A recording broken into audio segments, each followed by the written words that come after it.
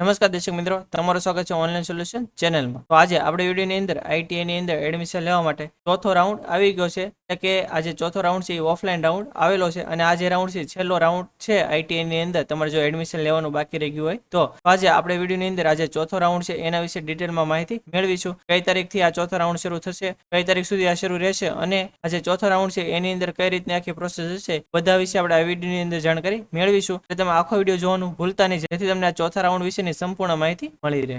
તો જો ચોથા રાઉન્ડ વિશે માહિતી આપેલી છે, આપણે એક પછી એક જોતા જઈએ। તો પહેલું છે કે ચોથો રાઉન્ડ છે એનું ઓનલાઈન ફોર્મ ભરી પ્રવેશ કન્ફર્મ કરાવવા માટેનો સમયગાળો કયો છે તો કે 27/8 એટલે કે 27 ઓગસ્ટ થી 31/8 એટલે કે 31 ઓગસ્ટ સુધી, એટલે કે આ 5 દિવસ પૂરતો આજે ચોથો રાઉન્ડ છે શરૂ રહેશે। પરંતુ આજે ચોથો રાઉન્ડ છે કઈ રીતની આખી પ્રોસેસ છે એના વિશે માહિતી મેળવીએ તો જો લખેલું છે કે જે ચોથો રાઉન્ડ છે એની અંદર ઉમેદવારે નવેસરથી ફોર્મ અને ફી ભરવાની થશે। કેસ તમે આગળ પ્રથમ રાઉન્ડ કે બીજા રાઉન્ડમાં ફોર્મ ભરેલું હોય તો પણ તમારે આની અંદર નવેસરથી ફોર્મ ભરવાનું થશે અને જે 50 રૂપિયા રજીસ્ટ્રેશન ફી હતી એ પણ ભરવાની થશે। અને જે પણ વિદ્યાર્થીને પ્રથમ રાઉન્ડ, બીજો કે ત્રીજો ત્રણેય રાઉન્ડમાંથી કોઈ પણ એડમિશન મળી ગયું હોય અને એને કન્ફર્મ પણ કરાવી લીધું હોય, પરંતુ જે એને જેમાં એડમિશન જોતું એમાં ન મળ્યું અને એને ચોથા રાઉન્ડની અંદર જો ભાગ લેવાનો થતો હોય તો પણ એને ફરીથી નવેસરથી આખું ફોર્મ ભરવાનું થશે, એ ખાસ ધ્યાન રાખજો। પછી ત્રીજું લખેલું છે કે દર વખતની જેમ ઓનલાઈન ફોર્મ ભરવાનું થશે, જેમાં ઉમેદવારે પ્રવેશ લેવા ઈચ્છતા હો તે સંસ્થાની પસંદગી કરવાની થશે। એટલે કે તમે જ્યારે પણ ચોથા રાઉન્ડની અંદર ઓનલાઈન ફોર્મ ભરશો એટલે તમને પૂછશે કે તમારે કઈ આઈટી ની અંદર એડમિશન લેવું છે, એ આઈટી તમારે સિલેક્ટ કરવાની થશે।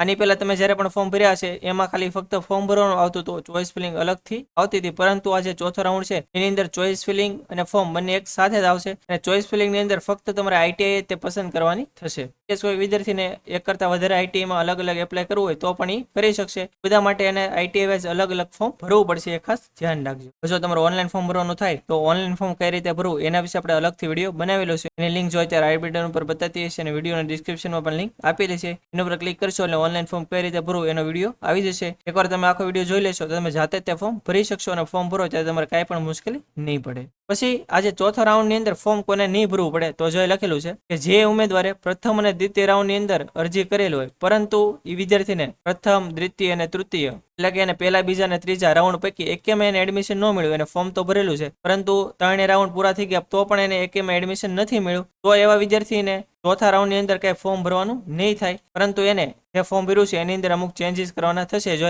લખેલું છે કે તેવા ઉમેદવારે પ્રવેશ માટે હાજર રહે તો સૌ પ્રથમ એડમિશન પોર્ટલ ઉપર હેલ્પ ડેસ્કના લોગિન થી તેવા ઉમેદવારની અરજી એડિટ કરવાની થશે। કઈ જગ્યાએ તો કે આઈટીઆઈ ખાતે, એટલે કે તમારે જે પણ આઈટીઆઈમાં એડમિશન લેવું હોય ત્યાં તમારે રૂબરૂ જવાનું અને વાત કરવાની કે મેં આની પહેલા ફોર્મ ભરેલું છે પરંતુ મને આ 3 રાઉન્ડ પૈકી એકેમાં એડમિશન નથી મળ્યું, તો હવે મારું ફોર્મ છે એ તમે એડિટ કરીને આ જે આઈટીઆઈ છે એનું સિલેક્ટ કરી લો। એટલે કે આઈટીઆઈ ની અંદર જે પણ હેલ્પ ડેસ્કમાં બેઠા હશે એ તમારું ફોર્મ એડિટ કરી દેશે, પરંતુ જે પણ વિદ્યાર્થી આગળ એકવાર ફોર્મ નથી ભરેલું એને નવું ફોર્મ ભરવાનું થશે। અને જે પણ વિદ્યાર્થીઓ આગળ ફોર્મ ભરેલું છે અને એડમિશન પણ મળેલું છે તો પણ એને ચોથા રાઉન્ડની અંદર ભાગ લેવો છે તો તેવા વિદ્યાર્થીઓને પણ અલગથી ફોર્મ ભરવાનું થશે, એ ખાસ ધ્યાન રાખજો।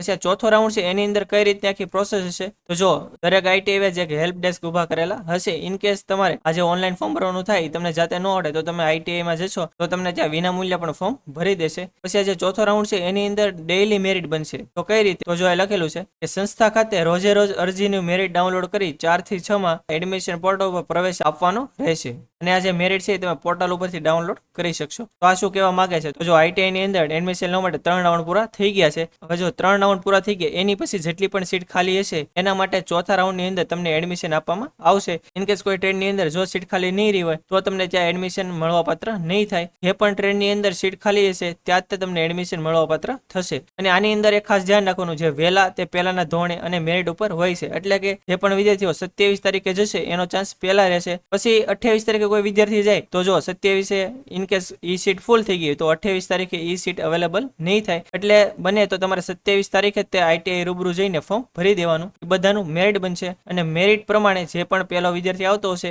એને પહેલા બોલાવવામાં આવશે અને પૂછશે કે તમારે કયા ટ્રેડમાં લેવું છે, જો ખાલી હશે તો એને એડમિશન મળી જશે। તો એવી રીતે આખી ચોથા રાઉન્ડની પ્રોસેસ હોય છે। એટલે જો તમારે આઈટીઆઈમાં એડમિશન લેવાનું થતું હોય તો ભૂલ્યા વગર તમે 27 તારીખે આઈટીઆઈ રૂબરૂ જઈને ફોર્મ ભરી દેજો।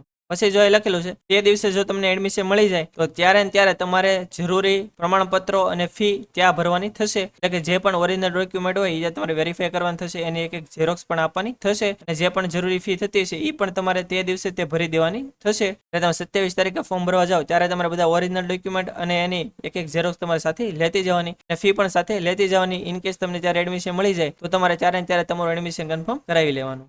તમારે જે ફી ભરવાની થશે એ તમારે ઓનલાઈન ભરવાની થશે. એટલે તમારે ઓનલાઈન જે પણ પેમેન્ટની સિસ્ટમ હોય સાથે લેતી જવાની. તો તમને એડમિશન મળી જાય તો તમારે ઓનલાઈન ફી ભરી દેવાની. અને એડમિશન કન્ફર્મ કરવા માટે કયા કયા ડોક્યુમેન્ટની જરૂર પડશે અને કેટલી ફી ભરવાની થશે એના વિશે આપણે અલગથી વિડીયો બનાવેલો છે. એની લિંક જો અત્યારે આઈ બટન ઉપર બતાતી હશે અને વિડીયોના ડિસ્ક્રિપ્શનમાં પણ લિંક આપેલી છે. વિડીયો તમે એકવાર જોઈ લેશો તો તમારે કયા કયા ડોક્યુમેન્ટની જરૂર પડશે અને કેટલી ફી ભરવાની થશે એના વિશે માહિતી મળી રહેશે. પછી આ લખેલું છે કે જો કોઈ વિદ્યાર્થીને પહેલા, બીજા કે ત્રીજા રાઉન્ડની અંદર એડમિશન મળી ગયું હોય અને કન્ફર્મ પણ કરાવી લીધું હોય, પરંતુ એને જે ટ્રેડ કે આઈટીઆઈમાં મળ્યું છે એને ન જોતું હોય અને એને અલગથી હજી ચોથા રાઉન્ડની અંદર ફોર્મ ભરવું હોય અને ઇન કેસ વિદ્યાર્થીને ચોથા રાઉન્ડની અંદર પણ એડમિશન મળી જાય તો તે વિદ્યાર્થીને આગળ જે એડમિશન કન્ફર્મ કરાવેલું છે અને ત્યારે જે ફી ભરેલી છે તો તે ફી એને મળવાપાત્ર નહીં થાય, એ ખાસ ધ્યાન રાખજો. અને આ ચોથા રાઉન્ડમાં તમને એડમિશન મળી જાય તો તમારે એને અલગથી ફી ભરવી પડશે, એ ખાસ ધ્યાન રાખજો. અને ચોથા રાઉન્ડને લગતી હજી જો તમારે કંઈ વધારે માહિતી જોતી હોય તો તમારી નજીકના આઈટીઆઈનો તમે કોન્ટેક્ટ કરી શકો છો અને વેબસાઇટ પણ આપેલી છે એનો પણ તમે કોન્ટેક્ટ કરી શકો છો. તો આપણે આ ચોથો રાઉન્ડ છે એના વિશે માહિતી મેળવી. તો તમારે આઈટીઆઈની અંદર ચોથા રાઉન્ડની અંદર એડમિશન લેવાનું થતું હોય તો તમે ભૂલ્યા વગર 27/8 એટલે કે 27 ઓગસ્ટે તમારે જે આઈટીઆઈમાં એડમિશન લેવું હોય ત્યાં જઈને તમે ફોર્મ ભરી દેજો. જેથી જો તમારે જે ટ્રેડમાં એડમિશન લેવું હોય ત્યાં સીટ ખાલી હોય તો તમને ત્યાં એડમિશન મળી જાય. તો આ હતી સંપૂર્ણ માહિતી. હજી જો તમને કંઈ ખ્યાલ ન હોય તો તમે કોમેન્ટ બોક્સમાં જણાવી શકો છો, આપણે 100% આન્સર આપીશું. અને આ વિડીયો જો તમને સારો લાગ્યો તો વિડીયોને લાઈક કરી દેજો અને મેક્સિમમ લોકો સુધી શેર કરજો જેથી બધા લોકોને આની વિશે માહિતી મળી રહે. અને જો તમે આપણી ચેનલમાં ન હો, આપણી ચેનલ હજી સુધી સબસ્ક્રાઇબ ન કરી હોય તો ચેનલને સબસ્ક્રાઇબ કરવાનું ભૂલતા નહીં, જેથી આવી જ માહિતી તમને સમયસર મળી રહે. અને આપણે ટેલિગ્રામ અને વોટ્સએપમાં પણ ચેનલ છે, એની અંદર જો તમે જોડેલા ન હો તો નીચે ડિસ્ક્રિપ્શનમાં લિંક આપેલી છે, એના પર ક્લિક કરીને તમે એમાં જોડાઈ શકો છો, જેથી આવી જ માહિતી તમને સમયસર મળી રહે. તો આજ માટે બસ એટલું જ. મળશું આપણે નેક્સ્ટ વિડીયોમાં. ત્યાં સુધી બધાને જય